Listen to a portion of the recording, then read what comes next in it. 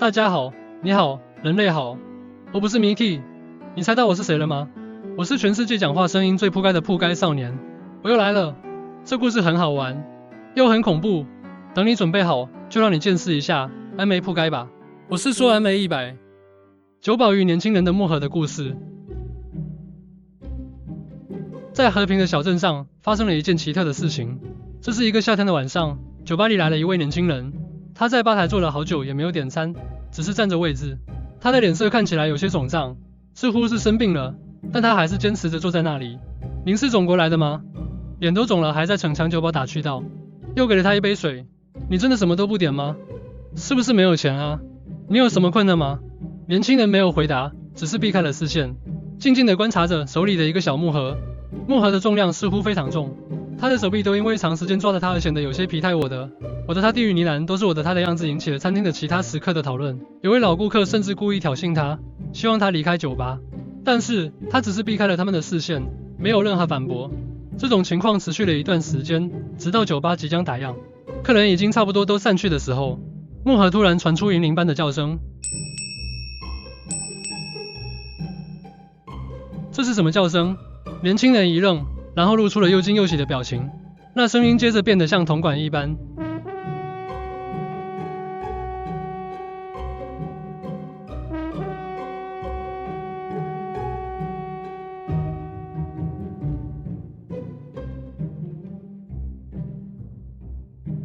深沉有力，让人无法忽视。Freeze 呼噜噜 Freeze 呼噜噜，这是什么叫声？年轻人猛灌一口水，似乎被吓得不轻。这是什么东西啊？要干嘛？酒保看住年轻人，眼神中充满疑惑。年轻人没有回答，只是继续盯着木盒。他的脸在灯光下显得有些阴影，眼神里透露出一种渴望，那是一种渴望排山倒海的渴望。他开始解开木盒的谜底，每一个步骤都让他有些意想不到，但他仍然坚持住。他的手指在木盒上轻轻滑动，每一个细节都在他的观察下被推敲。他的动作彻底引起酒保的注意，他不禁对年轻人的行为感到好奇。他想知道年轻人在干什么。年轻人依旧没有任何回答，突然起身离开了酒吧。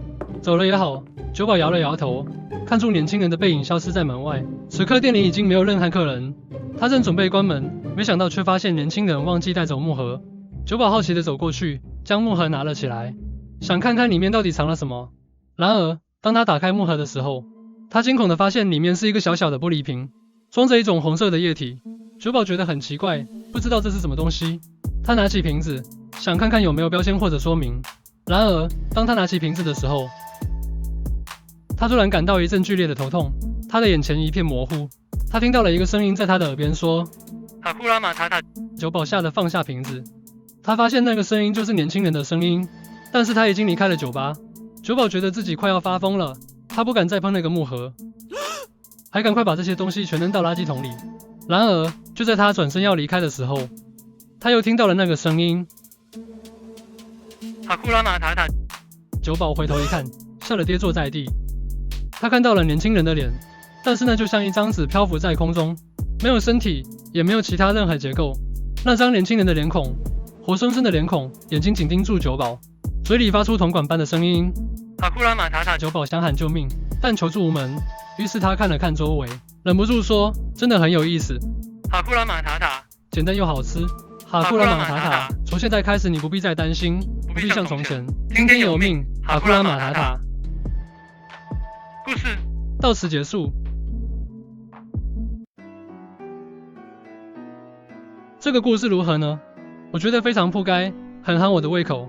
好啦，今天的影片就到这边结束。